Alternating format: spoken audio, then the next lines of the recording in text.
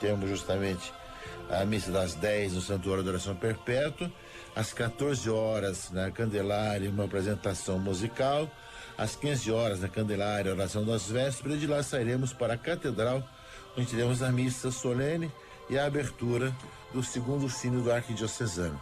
Meus irmãos e irmãs, peçamos a Deus que nós vivamos intensamente impulsionados pela missão para testemunharmos que em Jesus Cristo encontramos a vida e que não há outro caminho não sendo o Senhor, e nós queremos anunciá-lo e proclamá-lo para a vida do mundo e, consequentemente, meus irmãos e irmãs, levar o Senhor pela palavra de Deus e para esse momento bonito da Eucaristia, como nós temos como lema: Eucaristia, fonte de vocação e de missão. Agora rezemos. O anjo do Senhor anunciou a Maria e ela concebeu do Espírito Santo. Ave Maria, cheia de graça, o Senhor é convosco, bendita sois vós entre as mulheres, e bendito é o fruto do vosso ventre, Jesus. Santa Maria, Mãe de Deus, rogai por nós, pecadores, agora e na hora de nossa morte. Amém. Eis aqui a serva do Senhor, faça-se em mim segundo a vossa palavra. Ave Maria, cheia de graça, o Senhor é convosco, bendita sois vós entre as mulheres, e bendito é o fruto do vosso ventre, Jesus. Santa Maria, Mãe de Deus, rogai por nós, pecadores, agora e na hora de nossa morte. Amém. E o Verbo se fez carne e habitou entre nós. Ave Maria, cheia de graça, o Senhor é convosco, bendita sois vós entre as mulheres, e bendito é o fruto do vosso ventre, Jesus. Santa Maria, Mãe de Deus, rogai por nós, pecadores, agora e na hora de nossa morte. Amém. Rogai por nós, Santa Mãe de Deus, para que sejamos dignos das promessas de Cristo. Oremos. Infundi, Senhor, em nossos corações a vossa graça, vos suplicamos, a fim de que nós, que conhecendo pela anunciação do anjo a encarnação de Jesus Cristo, vosso Filho, cheguemos por sua paixão e morte de cruz à glória da ressurreição, pelo mesmo Cristo Senhor nosso. Amém. Glória ao Pai, ao Filho e ao Espírito Santo, como era no princípio, agora e sempre. Amém.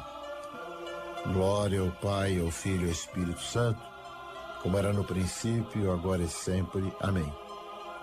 Glória ao Pai, ao Filho e ao Espírito Santo, como era no princípio, agora e sempre. Amém. E a todos vós, caríssimos amigos e irmãos, abençoe-vos o Deus Todo-Poderoso, Pai e Filho e Espírito Santo. Amém. A sintonia da felicidade, Catedral FM. A Catedral FM apresenta a Santa Missa. Oferecimento Supermercados Mundial.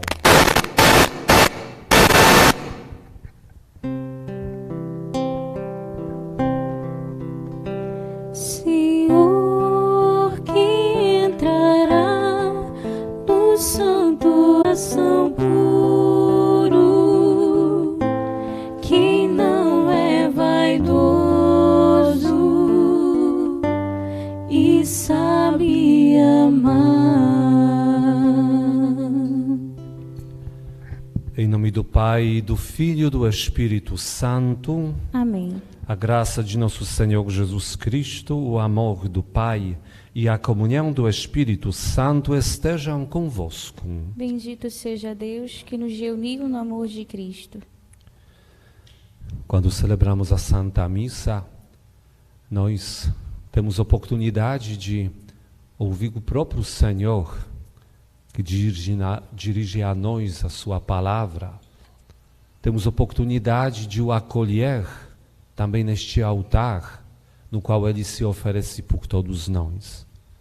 Assim nós entendemos grande obra do amor, que é a obra da nossa salvação, todo, podemos dizer, investimento que Deus fez em prol de cada um de nós. E isso nos leva também à gratidão e, em certa maneira, à necessidade de respondermos também com as nossas atitudes a este amor amando o nosso próximo, vivendo também no mundo de hoje com postura que próprio Deus nos ensina.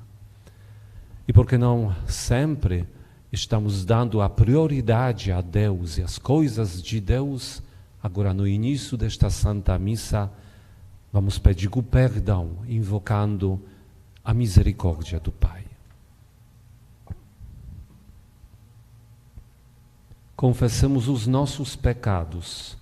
Confesso a Deus Todo-Poderoso e a vós, irmãos e irmãs, que pequei muitas vezes, por pensamentos e palavras, que rogueis por mim a Deus, nosso Senhor. Deus Todo-Poderoso, tenha compaixão de nós, perdoe os nossos pecados e nos conduza à vida eterna. Amém. Senhor, tende piedade de nós. Senhor, tende piedade de nós. Cristo, tende piedade de nós. Cristo, tende piedade de nós. Senhor, tende piedade de nós. Senhor, tende piedade de nós. Oremos. Ó Deus, cuja providência jamais falha, nós vos suplicamos humildemente, afastai de nós o que é nocivo e concedei-nos tudo o que for útil. Por nosso Senhor Jesus Cristo, vosso Filho, na unidade do Espírito Santo. Amém. Leitura do livro de Tobias. Eu, Tobias, na noite de Pentecostes, depois de ter sepultado um morto, tomei banho, entrei no pátio de minha casa e deitei-me junto à parede do pátio, deixando o rosto descoberto por causa do calor. Não sabia que na parede, por cima de mim, havia pardais aninhados. Seu excremento quente caiu nos meus olhos e provocou manchas brancas. Fui procurar os médicos para me tratarem. Quanto mais remédios me aplicavam, mais meus olhos se escureciam com as manchas, até que fiquei completamente cego. Durante 4 anos, estive privado da vista. Dedicou-se a trabalhos femininos, tecendo lã. Entregava o produto aos patrões e estes lhe pagavam o salário no 7º dia do mês de dístro. Ela separou a peça de tecido que estava pronta e mandou aos patrões. Estes pagaram-lhe todo o salário e ainda lhe deram um cabrito para a mesa. Quando entrou em minha casa, o cabrito começou a balar. Chamei minha mulher e perguntei-lhe: de onde vem este cabrito? Não terá sido roubado? Devolve-o a seus donos, pois não temos o direito de comer coisa alguma roubada. Ela respondeu-me: é um presente que me foi dado além do salário. Mas não acreditei nela e insisti que o devolvesse aos patrões. Ficando bastante contrariado por conta disso, ela então replicou: onde estão as tuas esmolas? Onde estão as tuas obras de justiça? Vê-se bem em ti o que elas são. Palavra do Senhor. Graças a Deus.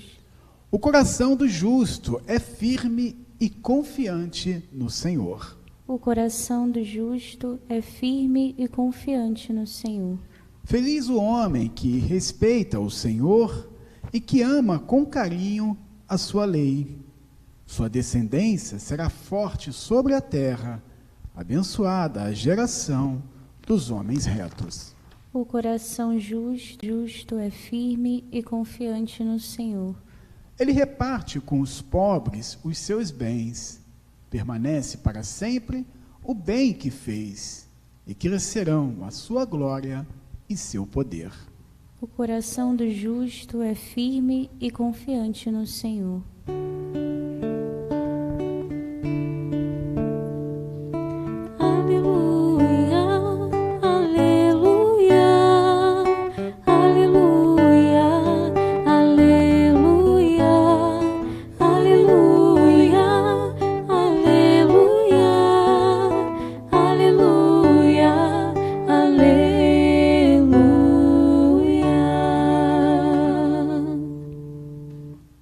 O O Senhor esteja convosco. Ele está no meio de nós. Proclamação do Evangelho de Jesus Cristo, segundo São Marcos. Glória a vós, Senhor.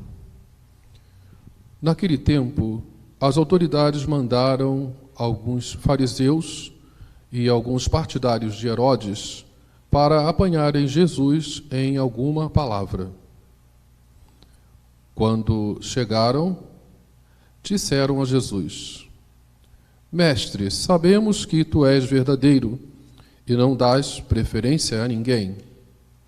Com efeito, tu não olhas para as aparências do homem, mas ensinas com verdade o caminho de Deus. Dize-nos, é lícito ou não pagar o imposto a César? Devemos pagar ou não? Jesus respondeu, eles responderam, de César. Então Jesus disse, dai, pois, a César o que é de César e a Deus o que é de Deus. E eles ficaram admirados com Jesus. Palavra da salvação. Glória a vós, Senhor.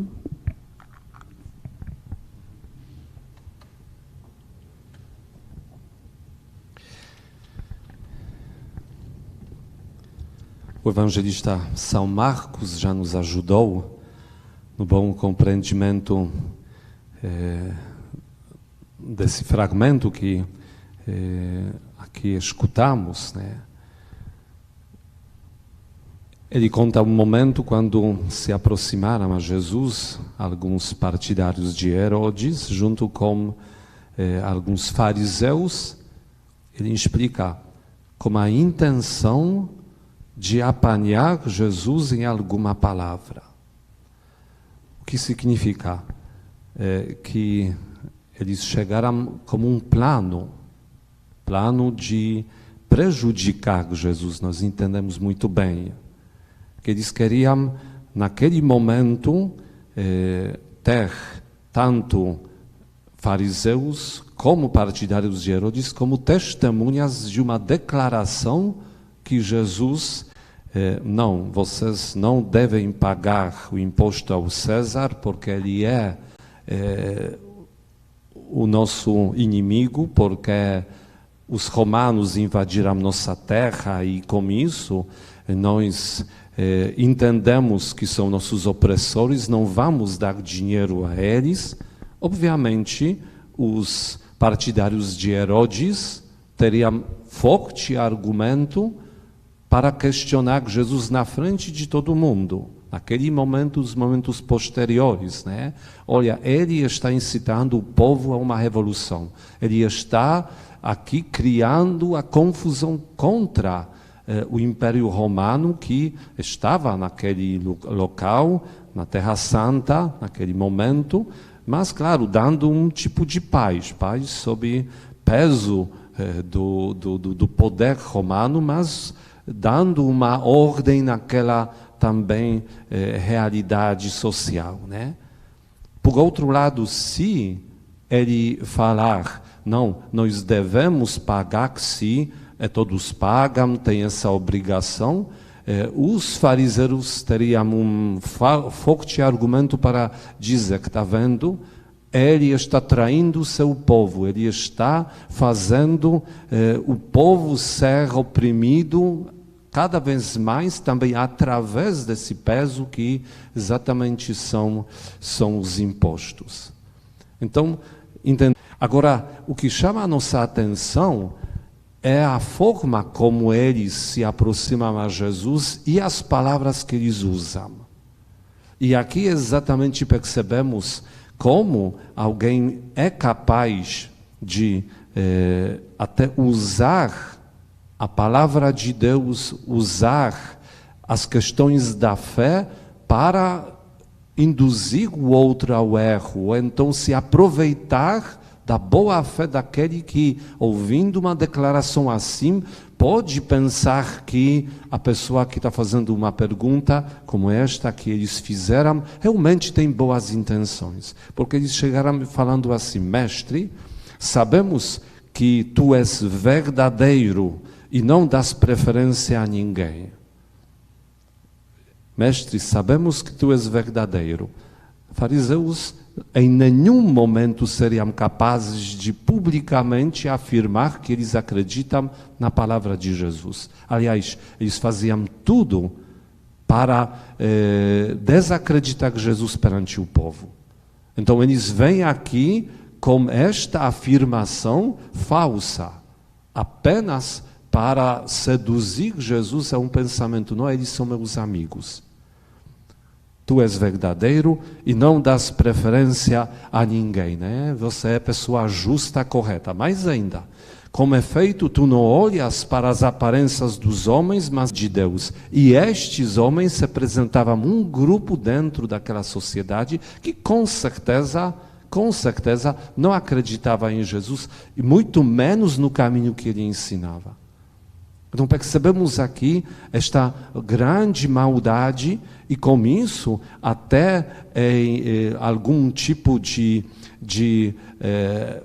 colocação, vamos dizer, falsa, que se aproveita das coisas de Deus para seduzir a pessoa, para levar ela a alguma declaração. Isso nos chama a atenção, porque nós precisamos sempre ser muito puros nesse sentido. Jamais podemos usar as coisas de Deus, a palavra de Deus, para qualquer outro motivo, a não ser que seja motivo ligado com a fé, como bem verdadeiro. Seria muito horrível se alguém exatamente usasse a palavra de Deus para se aproveitar do próximo, usasse alguns fragmentos do Evangelho para enganar o outro. Isso realmente seria um escândalo, isso seria realmente uma grande maldade, e em certa maneira eu tenho certeza até pecado contra o próprio Espírito Santo. Ele está dando para nós a palavra de Deus, para que possamos juntos com essa palavra crescer no caminho da nossa santificação, como isso nos aproximando a Deus. Quando usamos a palavra de Deus para os outros motivos, para as outras metas, para os outros objetivos, tratando ela como apenas uma ferramenta para nos darmos bem, isso com certeza desvirtua a própria palavra em nossa boca, e com certeza a nossa culpa neste momento é muito grande, né? E para terminar aqui, olhemos um pouco também na declaração do próprio Jesus, que no final, claro, com certeza não está no mesmo nível o nosso dever com Deus e nosso dever com César. Nós, claro, entendemos aqui, nesta passagem, que trata-se da nossa relação com o próprio Deus e nossa relação como cidadãos, como aqueles que vivem no mundo que é organizado desta maneira como que é. Então nós entendemos que nós precisamos, de fato, assumir as nossas responsabilidades dentro da sociedade, claro, assumir também os deveres nossos. Tantas vezes escutamos, e no mundo de hoje, e de tantas ideologias que reinam, que se fala muitas palavras sobre direitos. Todo mundo tem direito para tudo. E alguns atraem: vem cá, vamos te dar tal direito, quando na verdade são privilégios, não são direitos. Mas se escuta muito pouco de alguém falar sobre os deveres. Aliás, não se fala, só se fala dos direitos, não se fala dos deveres. Mas nós precisamos compreender que, antes de esperarmos os direitos, precisamos assumir os nossos deveres. Por exemplo, como cidadãos, quais são os meus deveres? O que eu faço para colaborar com a sociedade dentro, obviamente, das minhas possibilidades? O que eu faço? Faço bem? Faço corretamente? Então, nós temos o dever perante a sociedade na qual nós vivemos. Por outro lado, entendemos que nosso dever perante Deus é outro.